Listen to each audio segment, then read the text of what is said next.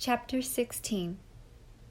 The forenoon of Saturday passed in a whirl of last-minute things. Anne, shrouded in one of Mrs. Nelson's aprons, spent it in the kitchen helping Nora with the salads. Nora was all prickles, evidently repenting, as she had foretold, her confidences of the night before. "We'll be all tired out for a month," she snapped.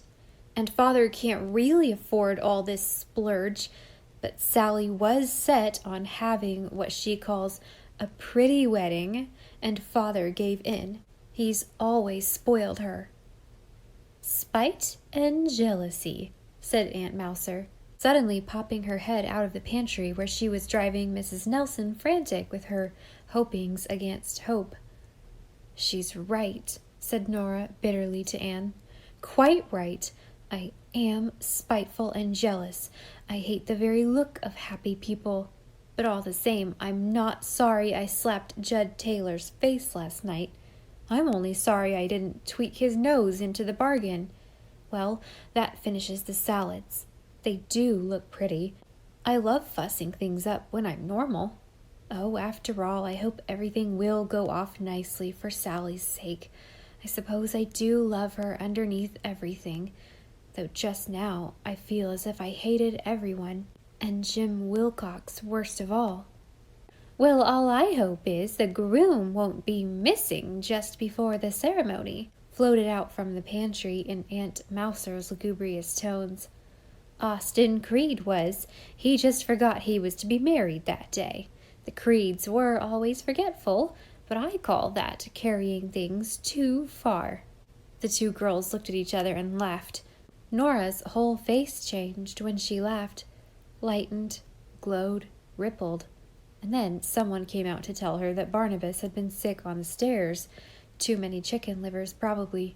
Nora rushed off to repair the damage, and Aunt Mouser came out of the pantry to hope that the wedding cake wouldn't disappear, as had happened at Alma Clark's wedding 10 years before. By noon, everything was in immaculate readiness. The table laid, the beds beautifully dressed, baskets of flowers everywhere, and in the big north room upstairs, Sally and her 3 bridesmaids were in quivering splendor. Anne, in her Nile green dress and hat, looked at herself in the mirror and wished that Gilbert could see her. "You're wonderful," said Nora, half enviously. "You're looking wonderful yourself, Nora. That smoke blue chiffon and that picture hat bring out the gloss of your hair and the blue of your eyes." "There's nobody to care how I look," said Nora bitterly. "Well, watch me grin, Anne. I mustn't be the death's head at the feast, I suppose.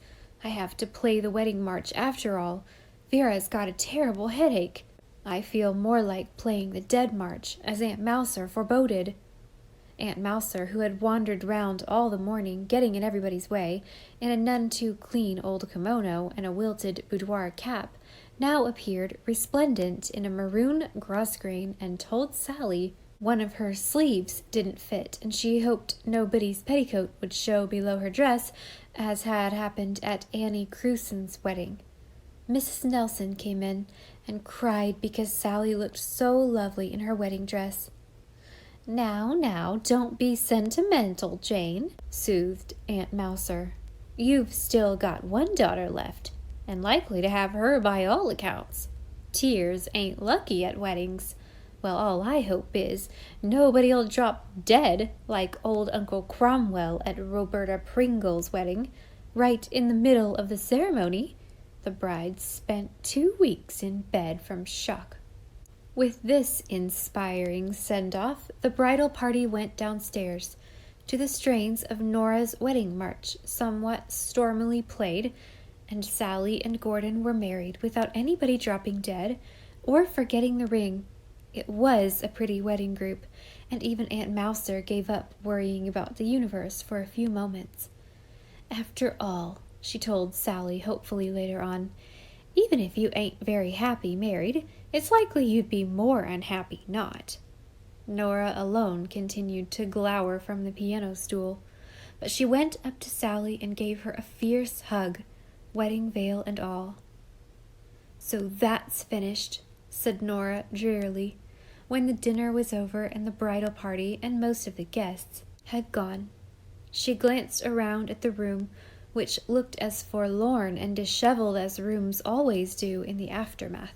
A faded, trampled corsage lying on the floor, chairs awry, a torn piece of lace, 2 dropped handkerchiefs, crumbs the children had scattered, a dark stain on the ceiling where the water from a jug Aunt Mouser had overturned in a guest room had seeped through. "I must clear up this mess," went on Nora savagely. "There's a lot of young fry waiting for the boat train, and some staying over Sunday. They're going to wind up with a bonfire on the shore and a moonlit rock dance. You can imagine how much I feel like moonlight dancing. I want to go to bed and cry." "A house after a wedding is over does seem a rather forsaken place," said Anne. "But I'll help you clear up, and then we'll have a cup of tea." "Anne Shirley, do you think a cup of tea is a panacea for everything? It's you who ought to be the old maid, not me. Never mind.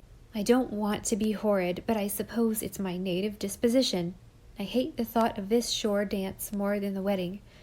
Jim always used to be at our shore dances. And I've made up my mind to go and train for a nurse. I know I'll hate it, and heaven help my future patients, but I'm not going to hang around Summerside and be teased about being on the shelf any longer. Well, let's tackle this pile of greasy plates and look as if we liked it." "I do like it. I've always liked washing dishes. It's fun to make dirty things clean and shining again." "Oh, you ought to be in a museum," snapped Nora. By moonrise, everything was ready for the shore dance.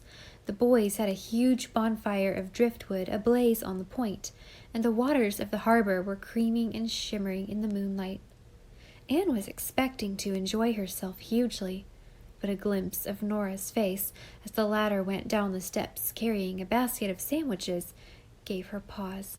"She's so unhappy. If there was anything I could do—" An idea popped into Anne's head. She had always been a prey to impulse. Darting into the kitchen, she snatched up a little hand lamp alight there, sped up the back stairs and up another flight to the attic. She set the light in the dormer window that looked out across the harbor. The trees hid it from the dancers. "He may see it and come. I suppose Nora will be furious with me, but that won't matter if he only comes. And now to wrap up a bit of wedding cake for Rebecca Dew." Jim Wilcox did not come. Anne gave up looking for him after a while, and forgot him in the merriment of the evening. Nora had disappeared, and Aunt Mouser had for a wonder gone to bed. It was 11 o'clock when the revelry ceased, and the tired moonlighters yawned their way upstairs. Anne was so sleepy she never thought of the light in the attic. But at 2 o'clock, Aunt Mouser crept into the room and flashed a candle in the girls' faces. "Goodness, what's the matter?" gasped Dot Fraser, sitting up in bed. "Shh," warned Aunt Mouser, her eyes nearly popping out of her head. "I think there's someone in the house. I know there is. What is that noise?" "It sounds like a cat mewing or a dog barking," giggled Dot. "Nothing of the sort," said Aunt Mouser severely. "I know there's a dog barking in the barn, but that is not what wakened me. It was a bump, a loud, distinct bump. From ghosties and ghoulies and long-legged beasties and things that go bump in the night, good Lord deliver us," murmured Anne. "Miss Shirley, this ain't any laughing matter. There's burglars in this house. I'm going to call Samuel." Aunt Mouser disappeared, and the girls looked at each other. "Do you suppose all the wedding presents are down in the library?" said Anne. "I'm going to get up anyhow," said Mamie. "Anne, did you ever see anything like Aunt Mouser's face when she held the candle low and the shadows fell upward and all those wisps of hair hanging about it? Talk of the Witch of Endor." 4 girls in kimonos slipped out into the hall. Aunt Mouser was coming along it, followed by Dr. Nelson in dressing gown and slippers. Mrs. Nelson, who couldn't find her kimono, was sticking a terrified face out of her door. "Oh, Samuel, don't take any risks. If it's burglars, they may shoot." "Nonsense, I don't believe there's anything," said the doctor. "I tell you, I heard a bump," quavered Aunt Mouser. A couple of boys joined the party. They crept cautiously down the stairs with the doctor at the head, and Aunt Mouser, candle in one hand and poker in the other, bringing up the rear. There were undoubtedly noises in the library. The doctor opened the door and walked in.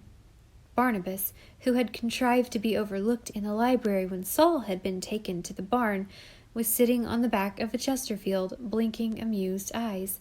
Nora and a young man were standing in the middle of the room, which was dimly lighted by another flickering candle.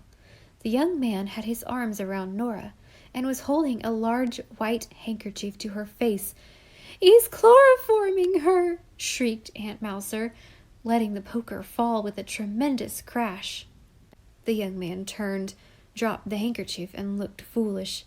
Yet he was a rather nice-looking young man, with crinkly russet eyes and crinkly red-brown hair, not to mention a chin that gave the world assurance of a chin.